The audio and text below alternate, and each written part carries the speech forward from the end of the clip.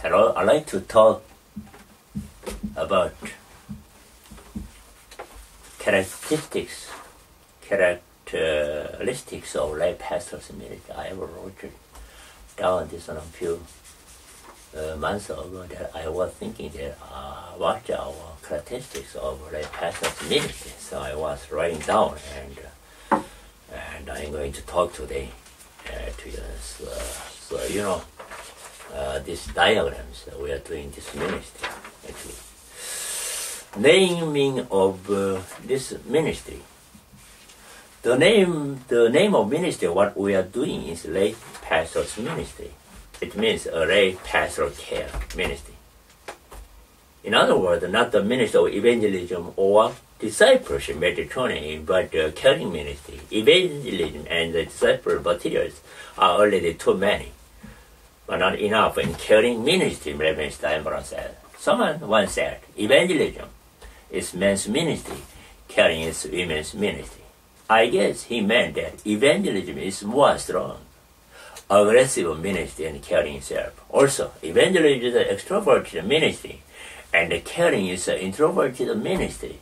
It means in the church and out of the world, the purpose of church is two aspects. Number one, Great Commission, Matthew 28, 19-20, evangelism.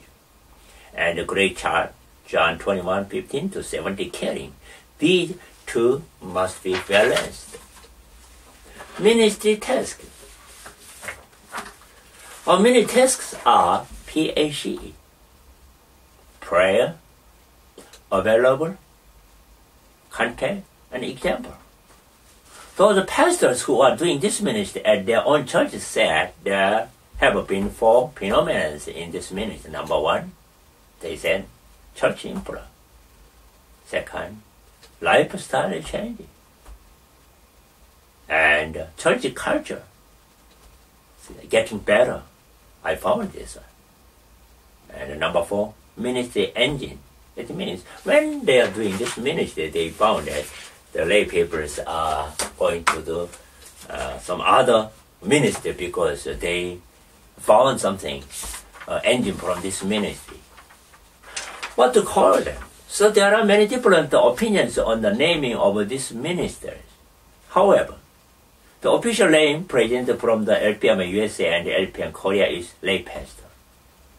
The senior pastor of the large church in Korea use this name. The big church calling them is very effective to the Korean and also United States. It's true because they are influenced. For instance, the big church in the state calling them lay minister. So many other churches use this name. Of course, there are various names in Korea and the United States churches. Pace ministers, lay pastors, lay ministers, etc. Convenience of use for their situation, for your situation, for your theology background, so you can use variety, lay pastor, pace ministers, or whatever you like. Length of training. The length of training is various. 12 hours of training for 2 evenings, 3 times, or 12 weeks, depending on circumstances. If they ask me, Byung, to our institute to come to and train their people, I found 2 days in a row, usually 2 evenings. Exactly 2 hours has proven to be the best and good enough to motivate the start of this ministry. We may call it basic training, just like army training base, only to change their paradigm shift to be lay ministry and almost ready to do 12 hours enough, and have done this system last 10 years. Who is responsible?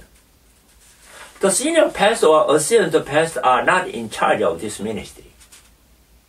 Of trained lay pace minister, 4 to 5 people, usually small church, or 7 to 10 people at the big church, will be a composite of a ministry leadership group which is responsible for the progress, also success and failure.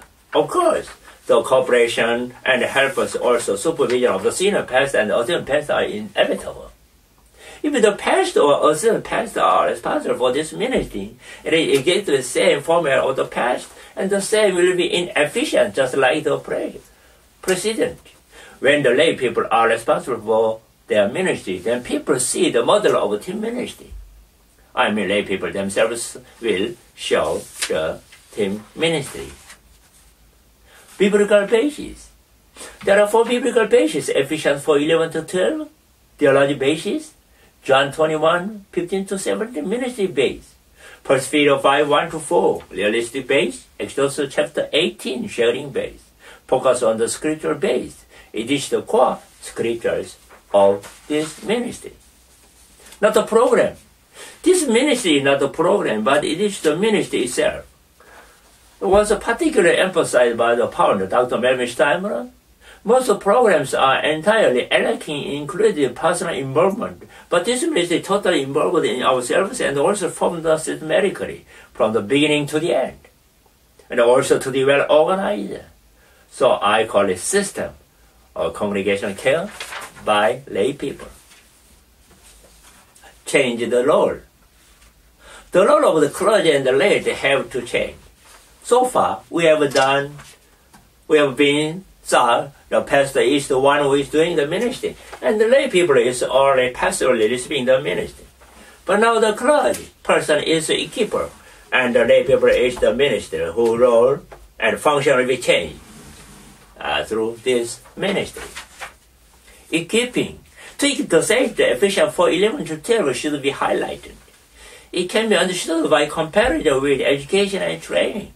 In education, mainly the theory and concept that taught in the classroom, and training is actually used in the field and provide the principles and the policies.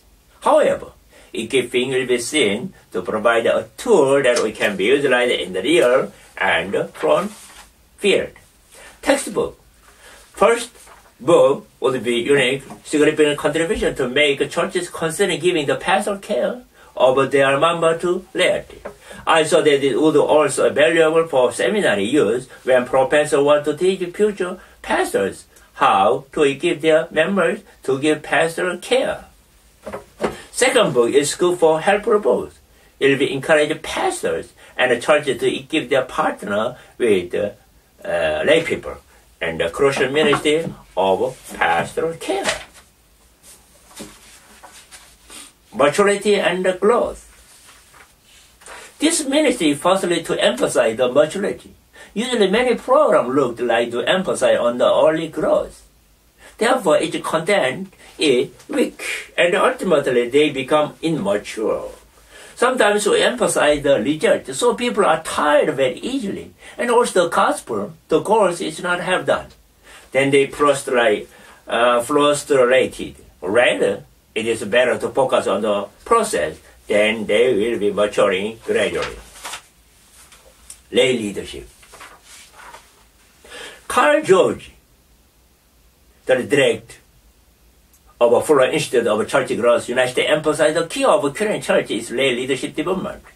He also said the development of the lay leadership is directly related to church growth. I found the last many years our ministry is really good tool to develop lay leadership. Here, we are not referring lay people's position offices, but their role, function. Despite every ministry should be aimed at developing their lay leaders, but mostly think ministry itself is the ultimate goal, so the result is only staying at the program or manager rather than developing their leaders. This is content of training. Okay, I will tell you later about what the content of training. This is one-to-one ministry. This is one-to-one ministry. Most of ministry talks one-to-many. But this is exactly one-to-one ministry. Of course, there are advantages and disadvantages at both. For instance, one-to-many ministry emphasize the group leadership, but personal caring is a little weak on this aspect. And one-to-one caring is strong on the caring itself.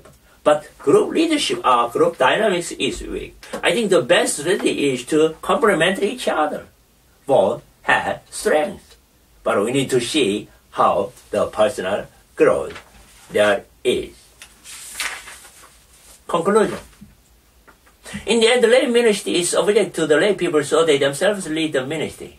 Until now, the senior pastor or assistant pastors have led those ministries. And the lay people only help them respectively. But now the pastor is responsible for the training and the preparation. We call it here equipping the lay people. And the lay people are responsible for the ministry. Many experts say this format and the system as the biblical ministry. Those are things I have found characteristics of this ministry last many years. Thank you. Thank you.